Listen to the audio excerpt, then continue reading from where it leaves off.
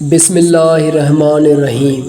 آپ صلی اللہ علیہ وآلہ وسلم نے وحی کے رک جانے کے زمانے کے حالات بیان فرماتے ہوئے کہا کہ ایک روز میں چلا جا رہا تھا کہ اچانک میں نے آسمان کی طرف ایک آواز سنی اور میں نے اپنا سر آسمان کی طرف اٹھایا، کیا دیکھتا ہوں کہ وہی فرشتہ جو میرے پاس غار حرا میں آیا تھا وہ آسمان و زمین کے بیچ میں ایک کرسی پر بیٹھا ہوا ہے۔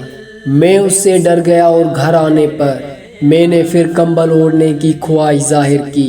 اس وقت اللہ پاک کی طرف سے یہ آیات نازل ہوئیں، اے لاف اوڑھ کر لیٹنے والے، اٹھ کھڑا ہو اور لوگوں کو عذاب الہی سے ڈرا اور اپنے رب کی بڑائی بیان کر اور اپنے کپڑوں کو پاک صاف رکھ اور گندگی سے دور رہ۔